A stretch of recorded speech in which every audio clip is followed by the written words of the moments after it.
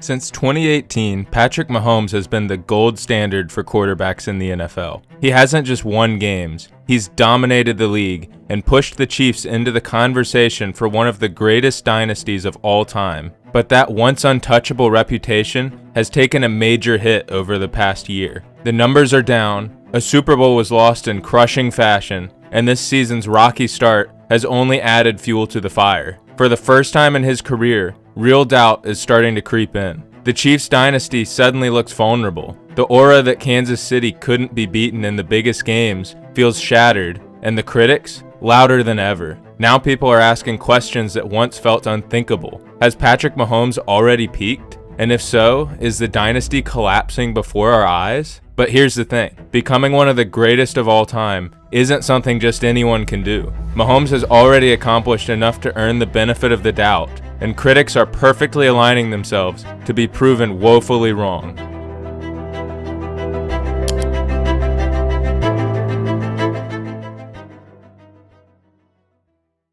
Becoming the best ever is a dream all of us share. Millions of people shed blood, sweat, and tears every day trying to climb the mountain in front of them, hoping to stand at the very top. If that mountain is football, reaching the peak brings fame, money, and immortalization in history. And at the top of the NFL's mountain, on the sports Mount Rushmore, most people picture one name first: Tom Brady. His resume is overwhelming. 7 Super Bowl rings, 3 MVPs, the all-time leader in passing yards and touchdowns, a career that stretched into his mid-40s. To reach that level of winning, you'd have to win a Super Bowl in a third of your seasons across 2 decades and maintain dominance into an age when most players are long retired. But here's the thing about Brady. For all his greatness, he wasn't perfect. Time has a way of polishing legends, making us forget the criticism and doubt. Many thought he was a system quarterback, more a product of Bill Belichick than his own talent. Some of his early Super Bowls were credited more to the Patriots' defense than to him. He went through a 10-year stretch in the middle of his career without winning a single championship. And even in the biggest moments, he wasn't untouchable. 3 Super Bowl losses prove it. That's why the mantle of greatest ever will always be up for grabs. As long as perfection doesn't exist, there will always be room for the next challenger to climb higher. We all love to see the next all-time great. After all, we're all calling a new player generational every other year in the draft. But while we're all testing our predicting prowess and guessing which talented college player is going to win 3 MVPs and 7 Super Bowls, there's one who actually could pass Brady. That person, of course, is Patrick Mahomes. He already has the kind of resume most quarterbacks could only dream of. 3 Super Bowls, 2 MVPs, all before turning 30. He's actually ahead of Brady's pace at the same point in his career. Yet somehow, there's doubt. Not just in the GOAT debate, some people don't even think he's the best quarterback in the league right now. And a lot of that doubt comes from the one blemish he can't escape: the fact that the only 2 times he faced Brady in the playoffs, he lost. For some, that's the defining evidence that Mahomes will never measure up. But let's be real, does losing head-to-head against the GOAT actually mean you can't surpass him? Eli Manning beat Brady twice in the Super Bowl. Nobody argues that Eli is the greatest quarterback of all time. Those games mattered, sure, but they don't erase everything else. Mahomes has already shown a level of brilliance, consistency, and postseason dominance that puts him in rare company. And if he stays healthy, if he keeps stacking MVPs and rings, he has a real chance to climb past Brady. The question isn't whether it's possible, the question is, will he actually do it?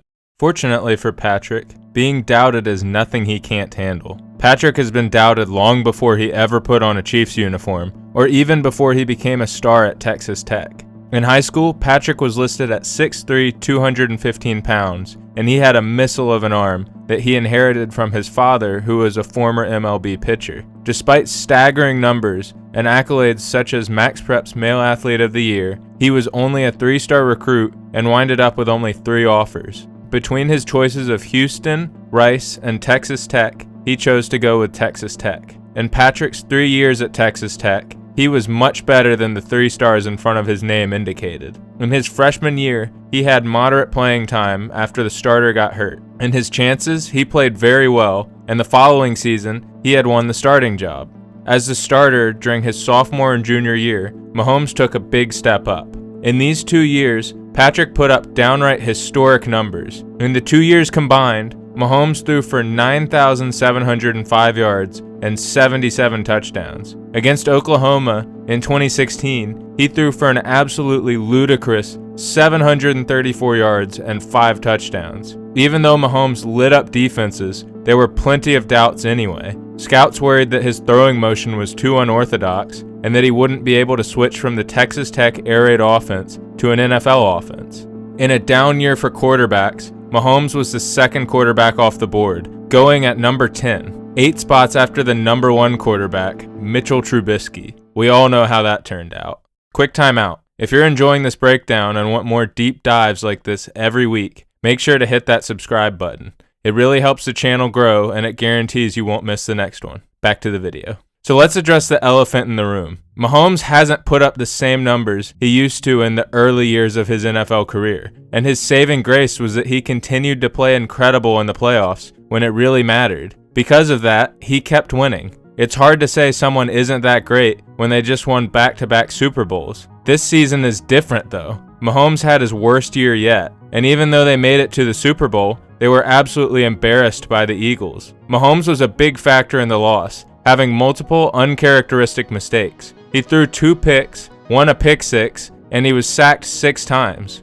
These past 2 years, Mahomes' stats had dropped significantly, but there was still that air about him. It felt like the Chiefs couldn't be beat in a big game, and Mahomes just didn't mess up when it mattered most. That air is gone now, and it was stolen away in dramatic fashion. Mahomes is now facing the most doubt he's faced in years. Following up all that doubt by starting 0-2 made the critics get even louder. But one play that you wouldn't even think of seems to have turned the tides on the season. After a terrible backwards throw, Mahomes chased down the ball, hit the defender who picked it up, and regained possession.